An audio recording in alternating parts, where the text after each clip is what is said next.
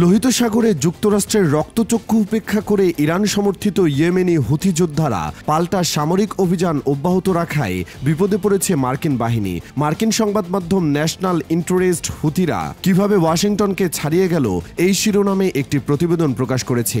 সেখানে তারা লিখেছে, মার্কিন নৌবাহিনীর দুর্বলতা এবং তাদের উপর অতিরিক্ত প্রেসারকে বুদ্ধিমত্তার সঙ্গে কাজে লাগাচ্ছে হুথিরা। ওই প্রতিবেদনে বলা হয়, ইয়েমেনের হুথি বিদ্রোহীরা বিশ্বের অন্যতম গুরুত্বপূর্ণ জলপথ লোহিত সাগরের নিয়ন্ত্রণ নিতে সক্ষম হয়েছে। এই জলসীমায় এখন আর যুক্তরাষ্ট্রের নিরাপত্তা কাজ করছে না। ন্যাশনাল ইন্টারেস্টের মতে, মার্কিন নৌবাহিনী এবং তার মিত্রদের ব্যাপক হামলা সত্ত্বেও হুথিরা লোহিত সাগরের জন্য হুমকি হয়ে দাঁড়িয়েছে এবং প্রায় 2 বছর ধরে কৌশলগত এই জলপথ অবরুদ্ধ করে রেখেছে। ফলস্বরূপ বেশিরভাগ জাহাজ দক্ষিণ আফ্রিকার কেপ অফ গুড হোপের চারপাশে দীর্ঘ এবং ব্যয়বহুল পথ বেছে নিতে বাধ্য হয়েছে। বিশ্লেষকেরা বলছেন, হুথিদের এই অগ্রগতি যুক্তরাষ্ট্রের জন্য বিপজ্জনক পরিণতি ডেকে আনতে পারে। এই পরিস্থিতি সৃষ্টির প্রধান কারণ হল প্রযুক্তিগত অগ্রগতি, ড্রোন এবং ভূমিভিত্তিক ক্ষেপণাস্ত্র ব্যবস্থা।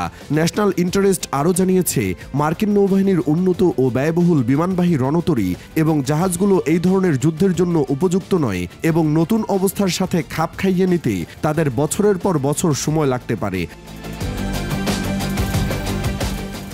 2023 সালের নভেম্বর থেকে হুথিরা লোহিত সাগর এবং এইডেন উপসাগরে যুক্তরাষ্ট্র ও ইসরায়েল সংশ্লিষ্ট জাহাজে হামলা করে আসছে।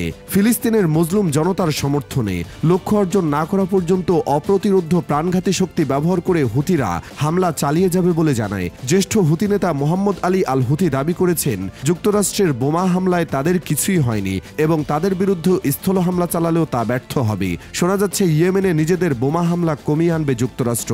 এর মধ্যেই চলছে স্থল অভিযানের পরিকল্পনা।